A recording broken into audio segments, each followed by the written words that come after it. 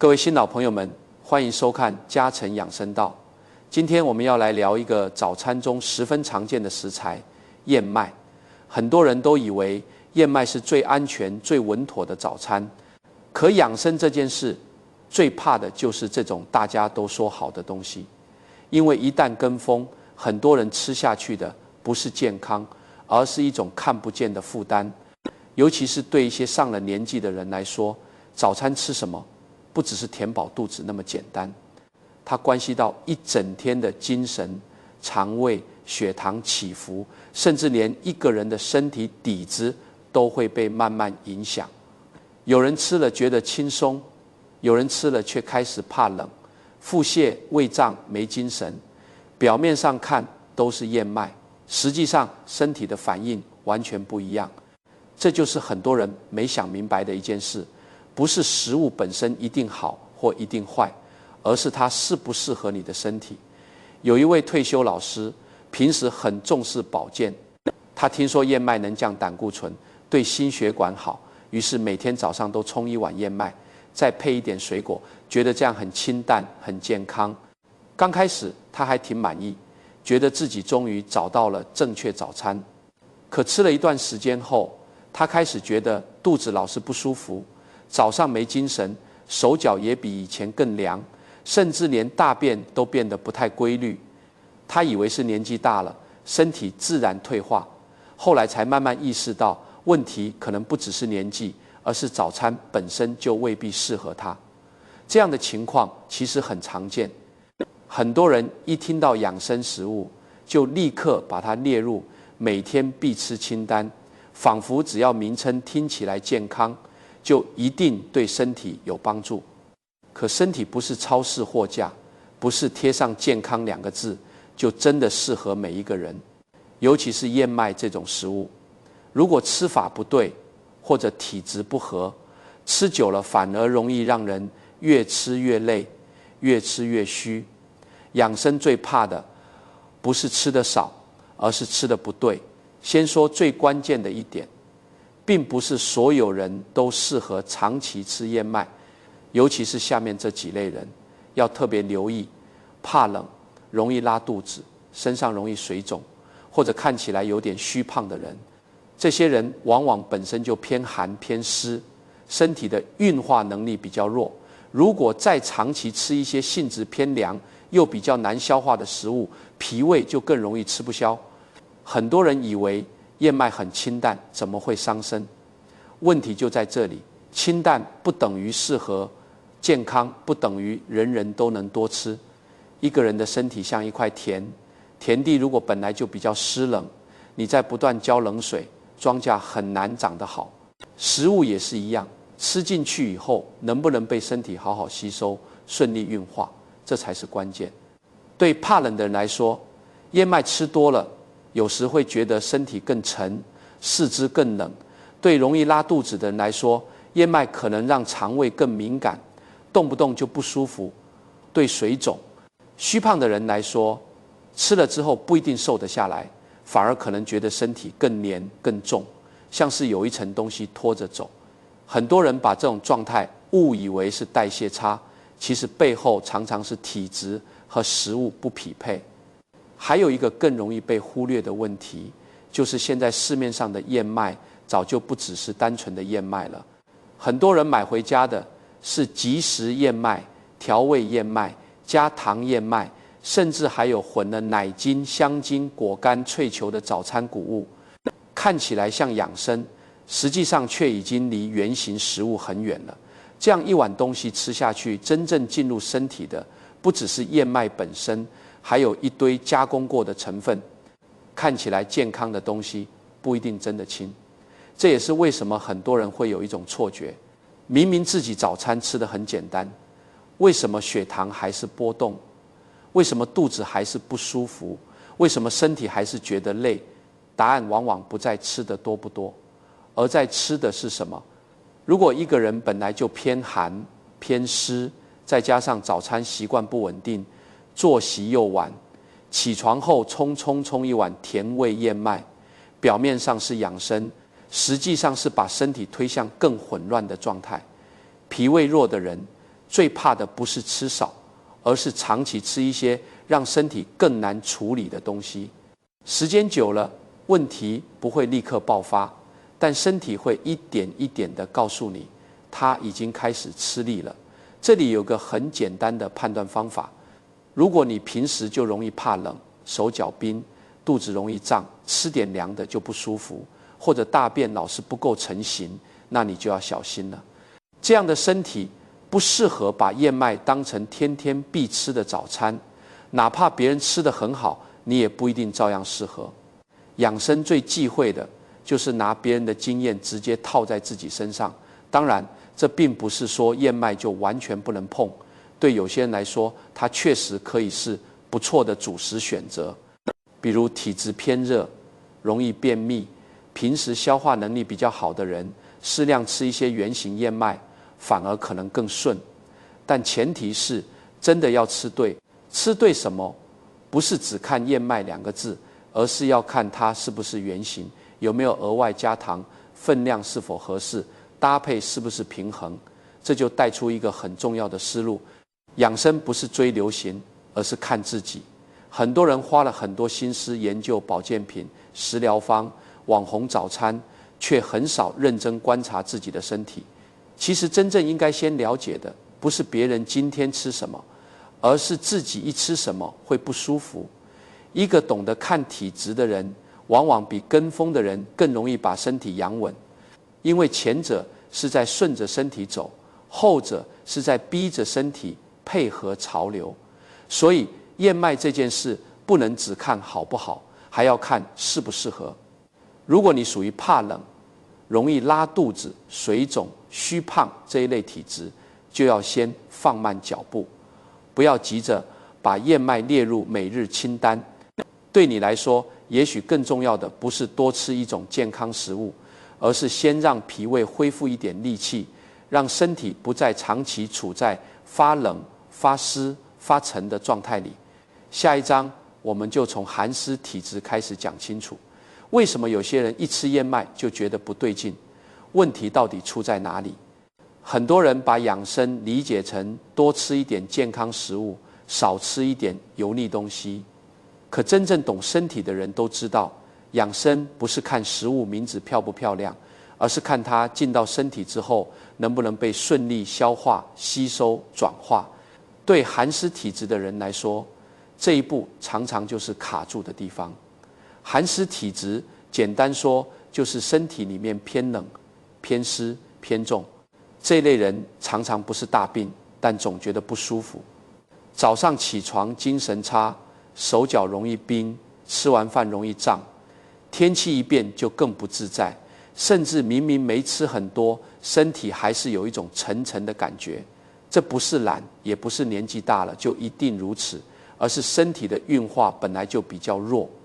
这时候如果再吃一些性质偏寒又比较黏滑不好消化的食物，问题就容易被放大。燕麦对某些人来说没问题，但对寒湿重的人来说，常常就像是往本来已经有点湿冷的屋子里再多放了一盆水，短时间未必看得出来，长期下来整个人就会越来越沉。脾胃弱的人最怕的不是吃少，而是吃了也化不开。很多寒湿体质的人都有几个典型表现：第一，怕冷，别人穿一件外套，你可能还要再加一件；第二，容易拉肚子或者大便不够成型，时好时坏；第三，容易水肿，尤其早上脸肿、脚肿，或者整个人看起来虚胖，但不是胖的结实，而是浮、是松、是重。这几种情况放在一起看，往往就能看出身体本来已经偏寒偏湿。这样的体质如果天天把燕麦当早餐，效果未必像想象中那样好。燕麦本身就不是特别暖的食物，对肠胃敏感的人来说，吃完之后胃里还是凉凉的、空空的，没有真正踏实下来。更麻烦的是，很多人吃燕麦的方式也不对，冷牛奶泡、冰水果配，再加一点糖，这样一碗下去，表面上很健康，实际上却可能让寒湿更重。这种吃法就像冬天已经下着小雨了，你还穿着单薄的衣服站在外面。不是说你不能出门，而是你要知道自己现在处在什么环境里，该怎么保护自己。对寒湿体质的人来说，养生不能只靠吃什么，还要看怎么吃。食物本身不是最重要的，吃的时间、温度、分量、搭配反而更关键。很多老年人一早起来，胃口还没完全打开，就急着吃一大碗冷泡燕麦。这样的习惯很容易让脾胃更累，脾胃一累，人就更容易倦，精神更差，整天像没睡醒一样。有些人会把这种状态误以为是年纪大了正常，其实不一定。很多时候年纪不是主因，饮食习惯才是养生最重要的，不是跟风，而是顺势。寒的人就要先顾温，湿的人就要先顾化，脾胃弱的人就要先顾消化能力。这3件事没做好，你在追求什么低脂、高纤、超级食物，都只是表面热闹，身体未必受用。对寒湿体质的人来说，燕麦不是绝对不能碰，而是不能乱碰。若真想吃，也要先想清楚自己是不是本来就怕冷，有没有常常腹泻，是不是一到潮湿天气就特别不舒服，有没有肿胀和沉重感。如果答案多半是肯定的，就不要把燕麦当成每日标配，先让身体暖一点、稳一点，再谈养生，效果会更实在。身体不是靠多吃健康食物就能养好，先分清自己是什么体质，才不会把养生吃成负担。很多人买燕麦，最先看的不是成分，而是包装。包装上只要写着燕麦高纤、健康、早餐首选，很多人就会安心，觉得这应该不会差到哪里去。可问题就在这里，看起来健康不代表真的健康。现在市面上的燕麦产品很多，真正原型、简单、加工少的反而不是最多。更多时候，你拿到手的是即食的、调味的、甜味的、混合果干的，甚至还有加了奶精、香精、萃球、糖浆的版本。它们的名字还叫燕麦，可实际上已经离最初那种朴素的谷物很远了。这就像一碗白粥，本来只是米和水清清淡淡，可如果你在里面加了很多糖、很多调味粉、很多配料，最后喝下去的还能不能只算粥？表面看还是那个名字，骨子里却早就变了。最容易伤身的不是你知道它坏，而是你以为它好。对老年人来说，这个问题尤其重要。年纪越大，身体对糖分、油脂、加工食品的反应通常越明显。年轻时吃了没事，不代表现在也没事。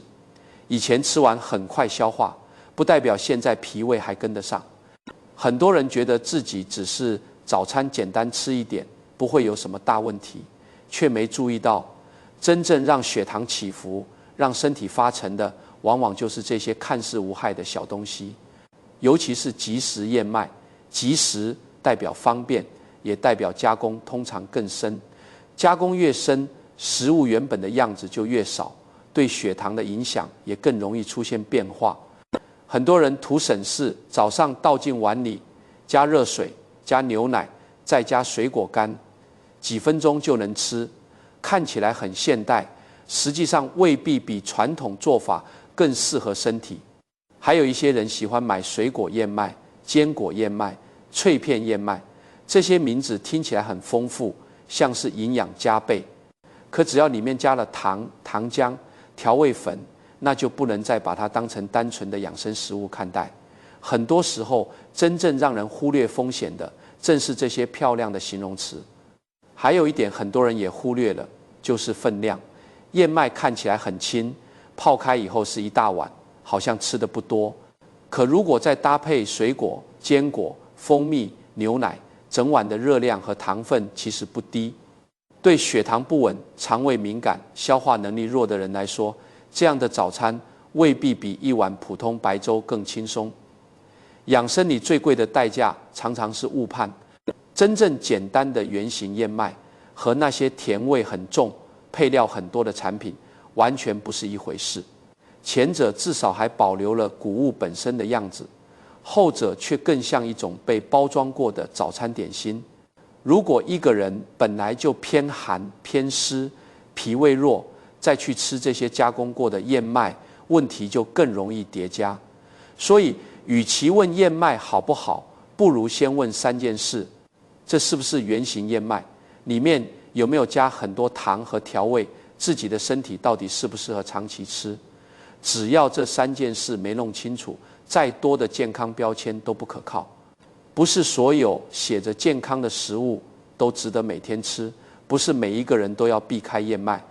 对某些体质偏热、容易便秘、平时消化能力也还不错的人来说，适量吃一些原型燕麦，确实可以作为早餐的一部分。问题从来不只是吃不吃，而是怎么吃。很多人把养生想得太简单，以为只要换成所谓健康食物，身体就会慢慢变好。可实际上，食物进到身体之后，还有一整套过程，能不能消化，能不能吸收，会不会太凉，分量是否合适，搭配是否平衡，这些细节没做好，再好的东西也可能变成负担。先说第一点，如果要吃燕麦，最好选择原型、传统、加工少的燕麦，而不是那些一包一包甜味很重，加了很多配料的版本。原型燕麦比较接近食物本来的样子，成分单纯一些，身体负担也相对少一点。第二，分量很重要。有些人一听说燕麦健康，就不自觉地吃很多，甚至把它当成主食的全部。燕麦再好，也只是早餐的一部分，不是越多越好。尤其是老年人，肠胃本来就没有年轻时那么强，吃得太多只会让消化更吃力，吃对分量胜过盲目加量。第三，搭配比单吃更重要。如果只吃1碗燕麦，身体有时很快就饿了，或者吃完后觉得不够稳。比较好的做法是搭配一些无糖的优质蛋白质，例如鸡蛋、无糖豆浆、原味优格，视个人消化状况而定。这样一来，早餐的结构会更完整，饱足感也更稳，不容易一下子饿，一下子累。这里要特别提醒，不要一边说自己在养生，一边又往燕麦里加很多糖、蜂蜜、黑糖、果酱、甜味奶精、脆球、糖浆，这些东西一加进去，整碗早餐的性质就变了。对血糖敏感、体质偏弱、容易疲倦的人来说，这种吃法并不理想。真正适合长期吃的东西，往往不需要太多修饰，越简单越容易看出身体的反应。第四，温度也很重要。对脾胃比较弱的人来说，尽量避免冰冷的吃法，冷泡、冰牛奶、冰水果，看起来清爽，但未必适合每一个人。尤其是早上刚起床的时候，身体还在慢慢打开，这时候如果再进太多冷的东西，胃可能会更不舒服。温热、简单、容易消化的方式，往往更适合中老年人的身体节奏。早餐不是秀场，是身体的起点。原型食材、适当分量、清爽搭配、温和吃法，这才是燕麦比较稳妥的打开方式。反过来说，若是加工太多、分量太大、糖分过高、温度太冷，那就算名字还叫燕麦，也未必还有原本的好处。养生不是一套永远不变的公式，而是一种对身体状态的观察。你越了解自己，就越不容易被外面的说法带着走。今天适合的，未必明天还适合；这个季节适合的，下个季节也可能不一样。养生不是抓一个答案，而是学会调整。会吃的人，不是吃最多的人，而是最懂分寸的人。如果一定要给燕麦一个最稳妥的定位，它比较像是一个可以使用但不能滥用的早餐选项。适合的人吃得简单一点、稳一点，往往就够了。不适合的人，先把脾胃养好，再考虑要不要放进日常。很多人一辈子都在学怎么吃得更健康，却很少真正停下来看看自己的身体。养生最重要的不是今天流行什么，不是谁说什么食物最好，而是你到底是什么体质，身体现在真正需要什么。这一点很多上了年纪的人反而更容易忽略，因为年轻时身体恢复快，吃错1、2次也不觉得怎样，到了中老年，身体开始变得敏感，吃的不对，很快就会用疲倦、胀气、怕冷、腹泻、水肿这些方式回应你。可很多人还是习惯照着别人的方法走，别人说燕麦好就跟着吃，别人说清淡好就一直吃冷的、淡的，结果越吃越没精神。养生不是比谁更努力，而是比谁更懂分寸。一个人如果连自己的体质都没弄清楚，再多的保健知识都只是表面功夫。就像一间屋子漏水，你不先看是哪里漏，却一直忙着擦地板，最后只会越忙越累。先看根本，才不会把精力花错地方。如果你平常就怕冷，手脚容易冰，吃点凉的就不舒服，或者大便常常不够成型，就要想到自己可能不是适合多吃燕麦的那一类人。这不是严格禁止，而是提醒你不要把别人的健康方法直接复制到自己身上。如果你反而偏热，常常口干、便秘、消化还算稳，那么简单，圆形分量不大的燕麦或许可以作为早餐的一种选择。可就算能吃，也要记住圆形、少糖、少加工，这些原则不能少。养生最怕的不是吃错一次，而是把错误当成习惯。没有哪一种食物能适合所有人，也没有哪一种早餐能解决所有问题。身体的状态会随着年龄、季节、作息、压力而改变，所以真正有效的养生永远是动态的，不是固定的。有些人喜欢把养生变成规矩，今天一定吃这个，明天一定喝那个。可如果这些方法让你越吃越寒，越吃越胀，越吃越虚，那再认真也没有用。身体不是拿来证明自己很会保养的，身体是拿来好好过日子的。真正成熟的养生观不是追着热门食物跑，而是学会观察自己。吃完之后精神是更好还是更沉？胃口是更舒服还是更胀？身体是更暖还是更冷？大便是更顺还是更乱？这些看似简单的感受，其实就是身体给你的答案。如果你愿意把这些答案看懂，很多问题就不需要等到变严重才处理。比起到处找最神奇的食物，先把每天吃进去的东西看明白，把自己身体的反应看明白，这才是最稳妥的路。养生不是跟风，也不是焦虑，它更像是一种安静的生活方式。少一点盲目，多一点觉察；少一点逞强，多一点顺势。当你开始懂得自己的体质，很多原本纠结的问题，其实都会慢慢清楚。最好的养生不是吃得最热闹，而是活得最适合自己。燕麦可以是早餐，也可以不是，关键从来不在它本身，而在你是否真的看懂了自己的身体。这件事看起来很小，却可能决定一个人往后很多年的精神、胃口，还有每天醒来的感觉。如果你觉得这一集讲的有帮助，请动动你们发财的手指，给嘉诚养生道给点个赞，让更多正在跟风养生的人看到这段内容。也欢迎你在评论区留言，告诉我你平时吃燕麦后是更舒服，还是更容易肚子不适。我会继续整理更多适合中老年人的饮食提醒。如果你想持续看这种不夸张、讲得明白的养生内容，记得订阅嘉诚养生道，并打开小铃铛。下一集我会继续讲那些看起来健康，实际上却最容易吃错的养生习惯。